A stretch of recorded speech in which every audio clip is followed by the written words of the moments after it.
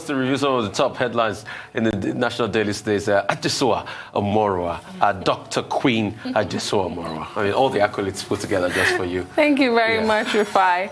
Well, let's look at the papers. So starting with this day, this morning, the boldest headline there says, Federal Government, Buhari, Osinbajo, SGF, that's Secretaries of Government of the Federation, should be first recipients of COVID-19 vaccines. Vaccination to be televised to gain public support, urges governors to enforce health regulation. In backlash, Congress leads charge for Trump's removal. Other headlines, NUC directs varsities to reopen January 18 after 10 months closure, and NNPC seeks $1 billion in oil prepaid deal to revamp refinery, repayment due in 7 years. The Guardian leads with economists seek policy overhaul to aid growth, but it's the striking image of brave firefighters on the front page of The Guardian that does it for me this morning. Another headline says, anger as NIMC strike stores NIN registration. Other headlines there. Courts decide Obaseki's alleged certificate forgery case January 9. Northern Christian group slams JNI, others over attack on Kuka. Daily Trust is reporting that NIMC staff strike cripples NIN registration, as reported by The Guardian as well. COVID-19, don't be complacent. Vaccines won't come soon. Federal government warns Nigerians.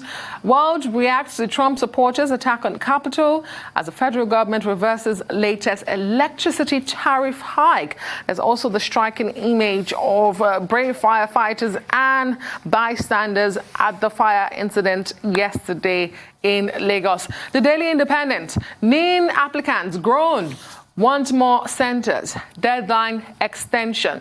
Says NIMC staff strike will affect registration as EFCC is warning Nigerians against sale of NIN. And COVID-19, Buhari orders building of oxygen plants in 36 states, as well as the SCT. The Nation, 30 minutes COVID-19 test kits for hospitals, says PTF. Rising cases, deaths alarming. Trump surrenders after failed coup. Electricity tariffs hike on hold. Rebuilding Lagos will take a long time, says Sanwo-Olu. NIMC workers strike stores NIN registration. 3 feared killed in Amotekun. Or your residents clash, and 2 million Nigerians are IDPs, says Minister. The Punch says NIMC workers accuse federal government of covering up COVID-19 in agency. Applicants stranded as striking union demands PPE and allowances. Other headlines are Buhari, Osinbajo, SGF to take COVID-19 vaccine on live telecast.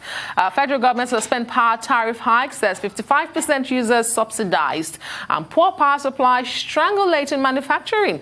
That's according to the Manufacturers Association of Nigeria.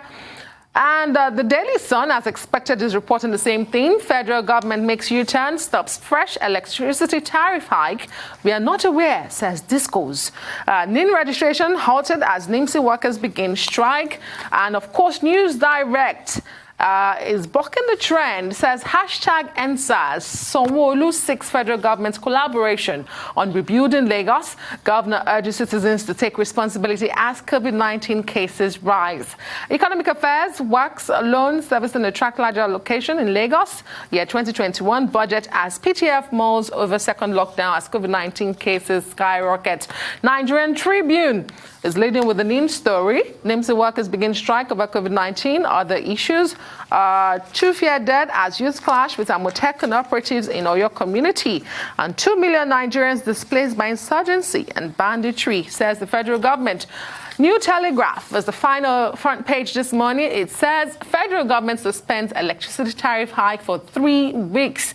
Manufacturers Association of Nigeria says increment in power price will shrink economy.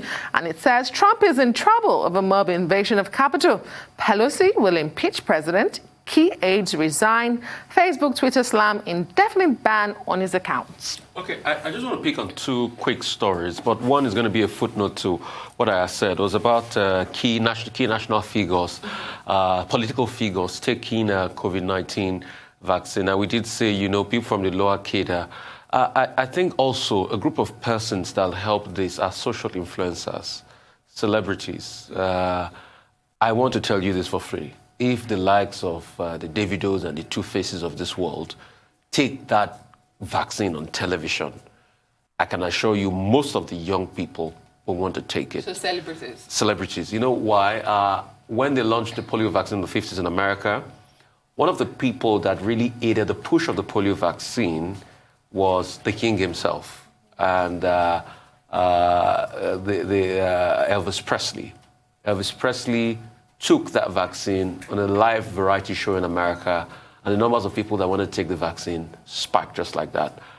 2 million Nigerians internally displaced by insurgency. It's a sad footnote on our history, but we know that. In fact, the numbers might even be more than that. A lot of people have been displaced. The number of people that have moved. Another thing the federal government should look at is the migration that has happened as a result of the insurgency. The north-south migration. There's been an increased number of migration. Most of the people you see in Lagos from northern parts that are domestic helps and the likes, a lot of them were, had to leave the north because of the high case of insurgency. And these numbers are rising. Most of them had livelihoods over there in the north that they cannot, attend to any longer because they just want peace and security. And that's why something has to be done quickly. And that's why I don't want us to negotiate with bandits. Please, we shouldn't. We should fight them head on and push them out.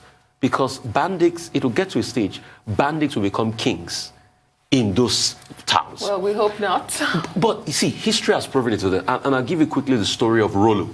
Rollo was a bandit, was a Viking bandit that came to France about 700-800 BC. When he got there, he went to meet Charles Simple I. And he told him, oh, this is what I want. I'm a bandit. I'll take your territory. Charles alluded to his concerns, gave him land. And the descendants of Rollo became the Duke of Normandy. They had their own land. The descendants of Rollo was William the Conqueror that finally became the King of England. The Vikings had nothing to do on the British Isles. They were bandits that came, but because people supported their banditry by trying to have deals with them as bandits, they became rulers of the land. So if paying bandits or if negotiating with bandits continues, it will get to a day bandits will become leaders and rulers of those villages. Well, very quickly. Well, if you are looking for celebrities and influencers, once you get Davido, you get Burna Boy, you get Wizkid, and you add to it Naira Marley. I mean, that crowd, from the two-leg crowd to the Malians, you can be sure half of the Nigerian population will take the vaccine. And that's a strategy that is being used also in the United Kingdom. And particularly in the United Kingdom, they were very careful to say that, look, politicians are not going to be used as role models. Yes. And that's why in Nigeria, we shouldn't over-project politicians, because either in the UK or here, people do not believe politicians. Yes. They do not trust politicians. Yes. But once you use these popular figures, it will. But that in itself is still a long shot for us in Nigeria. We don't even have the vaccines yet. But as part of thinking ahead, we can begin to think ahead. Another story that is of interest is this strike by the senior civil servants working with the National Identity Management Commission. You will recall that in December, a deadline of 2 weeks was given for persons who have SIM cards to align their SIM cards with their national identification number. Now, when there was an outrage over that, because of the shortness of the deadline that was given, government then said, okay, you have up till January 18 to be able to do your registration if you already have a NIN number. If you don't have a national identification number, then there was an extension till February 9. Now, right in the first week of the year, the Senior Civil Servants Association of NIMSI now announced that the workers from level 7 up, they should go to work from January 6, but they should do nothing. And that NIMSI officials at the local council level should not even bother to go to the office at all. And what is their protest all about? They're saying that they've been given a responsibility to attend to people. Every day, NIMSI offices are besieged by large crowds, but they don't have any protective equipment. They say they are vulnerable as a result of COVID-19. Now, they are also complaining about promotions that have been done between 2017 and 2020 that there were so many irregularities in all of those promotions. Then they are also talking about their pay. Those of them who have not been paid their arrears, they should be paid. Now, what is the meaning of all of this? What it means is that they plan to ensure that people get their national identification numbers and align this for purposes of SIM card registration. It means that that whole initiative has been derailed. Now, this is additional frustration for persons who want to respect government directive. And people are already protesting, they are already complaining. Some people have said that officials of NIMSI, that they are being opportunistic. That why is it now that they are now coming forward to suddenly remember all the problems, all the staff problems that they have with the government of Nigeria? Well, Labour people will say you have to strike when you are at an advantage. Now that the country needs them, then they too, they've suddenly down tools, and they've said, if you don't address this, we will not do what you want us to do. So the strike is indefinite. I hope that the federal government will take special notice of this, and also on the basis of it, further extend the deadline for NIN registration, because this can continue from the way they are sounding for another month or so.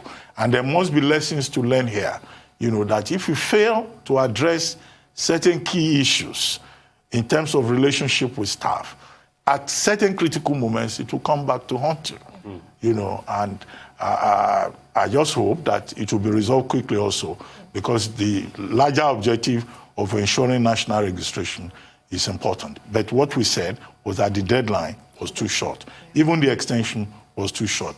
Now we have the complication of dealing with labor issues.